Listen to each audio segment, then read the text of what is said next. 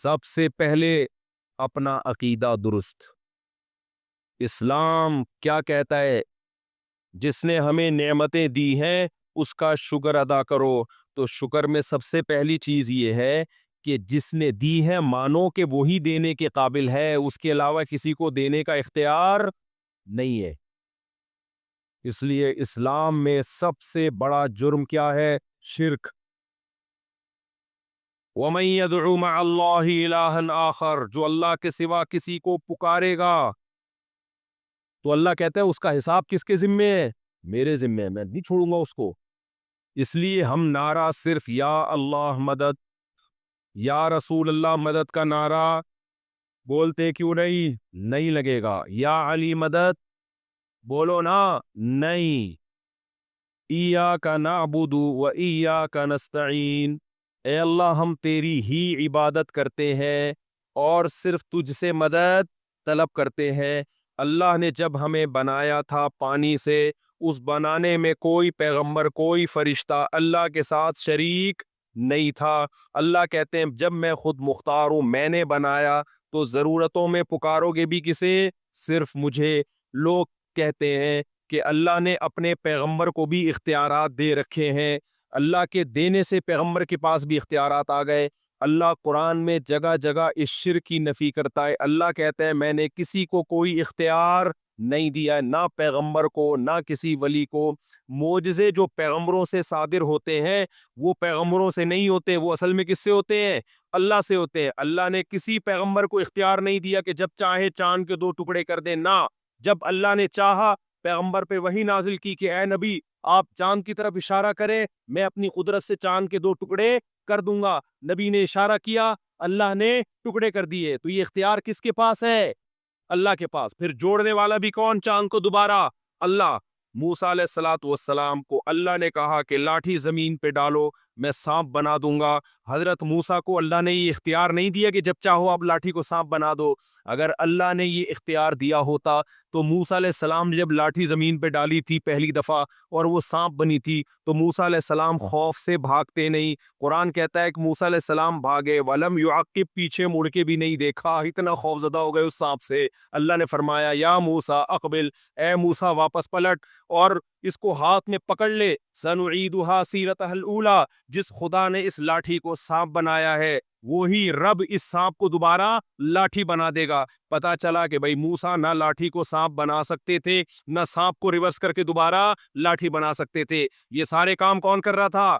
اللہ کر رہا تھا. موسیٰ علیہ السلام جب دریا کے کنارے، پانی کے کنارے آ کے کھڑے ہوئے ہیں اور پریشان کہ پیچھے فرعون کا لشکر آگے دریا، بنی اسرائیل نے پوچھا انا لمدرکون، اے موسیٰ مر گئے، آج تو ہم مر گئے. موسیٰ علیہ السلام نے یہ نہیں فرمایا کہ نہیں مرے، بلکہ میں لاٹھی ابھی ڈالوں گا، پانی پہ ماروں گا اور اپنی طاقت سے پانی کو 2 حصوں میں تقسیم کر دوں گا. نہ نہ نہ نہ، موسیٰ علیہ السلام نے فرمایا کلا، جس اللہ نے اتنی مدد کی ہے آج دوبارہ وہ مدد کرے گا. کرے گا کیسے یہ مجھے معلوم نہیں ہے، مدد ضرور آئے گی، یہ نہیں پتا کیسے آئے گی. ان معی ربی، میرے ساتھ رب ہے. اللہ فرماتے ہم نے موسیٰ کو کہا کہ لاٹھی پانی پہ مار، فن فلقا فکان کل فرق کالطود العظیم. اللہ نے اپنی قدرت سے اس پانی کو 2 ٹکڑوں میں تقسیم کر دیا. تو یہ سارے کام کون کر رہا ہے میرے بھائی؟ اللہ. تو پیغمبروں کے پاس کوئی اختیارات نہیں ہے، فرشتوں کے پاس اختیارات نہیں ہے. آپ کو لوگ شرک پہ ابھاریں گے، بولیں گے لو بھیا مفتی صاحب اوٹ پٹانگ باتیں کر کے جا رہے ہیں، بارش برسانے کے فرشتے الگ ہیں، موت کا فرشتہ الگ ہے بھائی. تو جب موت دینے کا اختیار فرشتے کے پاس ہے، بارش برسانے کا اختیار فرشتے کے پاس ہے، تو کیا پیغمبروں کے پاس اولاد دینے کا اختیار نہیں ہو سکتا؟ بگڑی بنانے کا اختیار نہیں ہو سکتا؟ نہ نہ نہ، موت کا اختیار فرشتے کے پاس نہیں ہے. موت، روح نکالنے کا کام فرشتے سے لیا جاتا ہے، اختیارات فرشتے کو نہیں دیے جاتے. اس کی مثال ایسے ہے، میرے ہاتھ میں قلم ہے، آپ مجھے کہتے ہیں مفتی صاحب اس پہ سائن کر دیں، میں قلم سے سائن کرتا ہوں. آپ کہتے ہیں لے بھئی مفتی صاحب نے قلم سے سائن کا کام لیا ہے لہذا قلم کے پاس یہ اختیارات ہے کہ وہ سائن کر سکتا ہے. آپ نے کیا کیا؟ وہ پین مجھ سے لے لیا اور کہا آئندہ کبھی سائن کروانا ہوا تو چونکہ آپ قلم سے سائن کرواتے ہیں لہذا میں ڈائریکٹ قلم سے کہہ دیا کروں گا کہ وہ سائن کر دے. میں کیا کہوں گا میرے بھائی، قلم کے پاس نہ میرا نام لکھنے کا اختیار، نہ قلم کے پاس ایک تحریر لکھنے کا اختیار. قلم کا کام ہے جیسا جیسا میں اس کو جہاں جہاں گھماؤں گا اسی حساب سے وہ گھومے گا. تو اللہ میاں نے بھی موت کے فرشتے کو گچی سے پکڑا ہوا ہے اور بولا ہوا ہے کہ جیسے جیسے میں تجھ سے کام لوں گا اس طریقے سے تو روح قبض کرے گا. یہی وجہ ہے کہ ہم موت اور حیات کی دعا کبھی فرشتے سے نہیں مانگتے. کبھی ہم یہ نہیں کہتے اے اسرافیل، اے موت کے فرشتے، کائنڈلی تھوڑی سی مجھے 1 سال کے لیے مہلت دے دے. ہمیں پتہ ہے یہ فرشتے کے پاس اختیارات نہیں ہے. ہم دعائیں کس سے مانگتے ہیں بھائی؟ اللہ سے. اے اللہ ابھی اس نے دوسری شادی کرنی ہے، ابھی 4 کرنی ہے، اے اللہ اس کو تھوڑی زندگی مزید دے دے. کرنے کے بعد یہ اس نے ویسے ہی مر جانا ہے تھوڑے دنوں میں، ابھی کیا کر دے، اس کو اختیارات دے دے، ابھی تھوڑی سی مہلت دے دے. تو بھائی اللہ فرشتوں سے کام لیتا ہے، اس کا مطلب یہ نہیں ہے کہ فرشتوں کے پاس اختیارات آ گئے ہیں. اللہ نے خضر علیہ السلام سے بھی کچھ کام لیے، اختیارات خضر علیہ السلام کو بھی نہیں دیے. تو نہ اختیارات پیغمبروں کے پاس، نہ فرشتوں کے پاس. یہ سارے اختیارات کس کے پاس ہیں؟ اللہ کے پاس. ایک اور طریقے سے لوگ دھوکہ دیتے ہیں، بولتے ہیں لو بھائی یہ وہابڑے، وہابیوں کی سپرلیٹو ڈگری ہے وہابڑے. کہتے ہیں یہ وہابڑے عجیب بات کرتے ہیں کہ اللہ سے مانگو، جب ان کو مدد کی ضرورت پڑتی ہے پولیس سے مدد مانگتے ہیں کہ نہیں مانگتے ہے بھائی؟ یہ پولیس سے مدد مانگتے ہیں تو واہ، پولیس سے مدد مانگنا جائز اور نبی سے مدد مانگنا جائز نہیں ہے. معاذ اللہ، انہوں نے تو نبی کا مقام پولیس سے بھی گٹا دیا. بھائی جان آپ بحث کو خلط مل کر رہے ہو. مدد 2 طرح کی ہوتی ہے، ایک اسباب کے تحت اور ایک اسباب سے ہٹ کے. جب پولیس سے ہم مدد مانگتے ہیں تو وہ سائنٹیفک لاجک ہوتی ہے. فون کرو گے آپ، وہ گاڑی میں بیٹھ کے چلتے ہوئے آئیں گے، سائنسی اسباب اختیار کریں گے. اسباب کے اندر جو مدد مانگی جاتی ہے وہ شرک نہیں ہے، وہ تو ہم صبح شام ایک دوسرے سے مدد مانگ رہے ہوتے ہیں. وہ مدد مانگنا شرک ہے جو اسباب سے ہٹ کر. اللہ کوئی سبب نہ بھی ہو تو بھی کام کر سکتا ہے. ابراہیم علیہ السلام کو آگ میں ڈالا گیا، زندہ رہنے کی کوئی سائنٹیفک لاجک ہے؟ کوئی سائنسدان مانے گا؟ نہ، لیکن اللہ نے بچا کے دکھا دیا. عیسیٰ ابن مریم کو بغیر باپ کے پیدا کیا، کوئی سائنسدان مانے گا؟ بولتے کیوں نہیں؟ نہیں مانے. تو میں یس کر رہا تھا، ہاں عقیدے کی بات کر رہا تھا. توحید کے اسباب سے ہٹ کے کام کون کر سکتا ہے؟ اللہ. تبھی ہم دعا کرتے ہیں اللہ سے.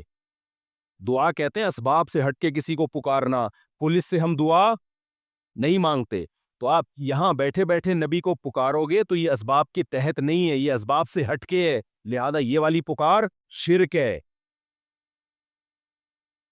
تو یہ شرک اللہ کے ساتھ ناشکری ہے کہ میں نے بنایا، میں نے پیدا کیا اور میں نے پیغمبروں کو اپنے انٹروڈکشن کے لیے بھیجا کہ مجھے پکارو، تم نے اسی پیغمبر کو معبود بنا لیا. عیسائیوں نے کیا کیا ہے؟ کہا کہ عیسیٰ بغیر باپ کے پیدا ہو گئے. معاذ اللہ، کون نے اللہ کو باپ بنا دیا؟ معاذ اللہ، نقل کفر. اللہ نے کہا واہ بھائی واہ، ان مثل عیسیٰ عند اللہ کمثل آدم. عیسیٰ کی مثال اللہ کی نظر میں آدم کی طرح ہے. آدم کے نہ تو باپ تھے اور نہ ماں تھے. تو اے عیسائیوں تمہیں کیا ہو گیا کہ آدم کو اللہ کا بیٹا نہیں کہتے؟ جو باپ اور ماں دونوں کے بغیر پیدا ہوئے اور جو ماں کے ذریعے پیدا ہوا اس کو اللہ کا بیٹا کہہ رہے ہو. تو تمہیں کیا ہو گیا بھائی؟ کیسی عقل ہے؟ کیوں نہیں کہہ دیتے اللہ نے اپنی قدرت سے بغیر باپ کے پیدا کر دیا؟ کیا ہوتا ہے بھائی؟ اللہ سب کچھ کر سکتا ہے.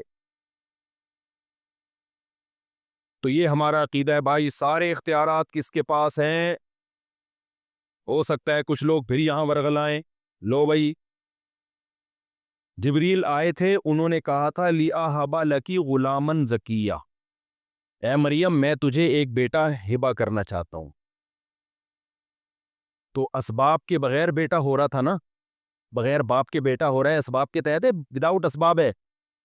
کوئی لاجک بنتی ہے؟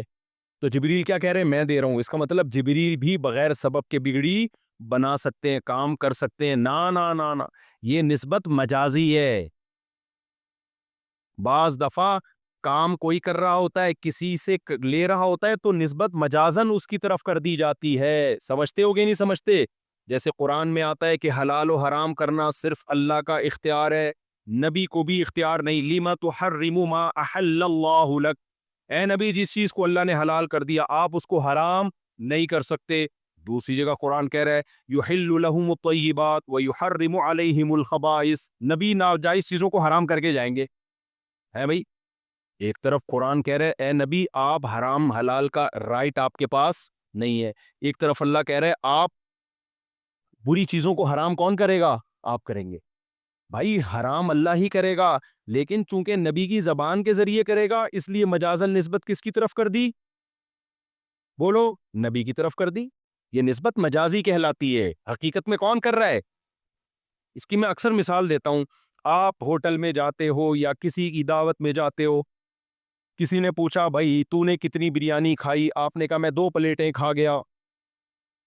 اگلا کہہ رہے کمبخت تجھے بریانی کھانے بھیجا تھا، پلیٹیں کھانے تھوڑی بھیجا تھا میں نے تجھے، تو کیا کر کے آیا ہے؟ تو آپ کیا کہو گے؟ بھائی کھائی بریانی ہے، لیکن بریانی اور پلیٹوں کا ظرف مظروف کا رشتہ ہے آپس میں. ظرف اور مظروف کا، یہ علماء سمجھتے ہیں نا، ظرف اور مظروف کا رشتہ ہے. تو بعض دفعہ ظرف بول کے مظروف مراد لیا جاتا ہے کیونکہ دونوں کا ریلیشن بہت مضبوط ہے. اس میں حکمت یہ کوانٹٹی بتانے کے لیے کہ کتنی کھائی ہے میں نے. اگر میں بتاتا 2 بریانی کھا گیا تو تمہیں کیا پتا چلتا کوانٹٹی کتنی ہے؟ تو میں نے 2 پلیٹیں کہا، یعنی اتنی بریانی جتنی 2 پلیٹوں میں آ جاتی ہے. تو مجازی نسبت کے لیے کوئی مصلحت ہوتی ہے تو اللہ نے بھی کہا نبی حرام کر کے جائیں گے، یہ بتانے کے لیے کہ نبی کا فریضہ کیا ہے. نبی کا کام میڈیکل سائنس یا بزنس یا کاروبار نہیں ہے، نبی کا کام ہے شریعت بیان کرنا کہ کیا حلال ہے اور کیا حرام ہے. سمجھتے ہو کہ نہیں سمجھتے ہو؟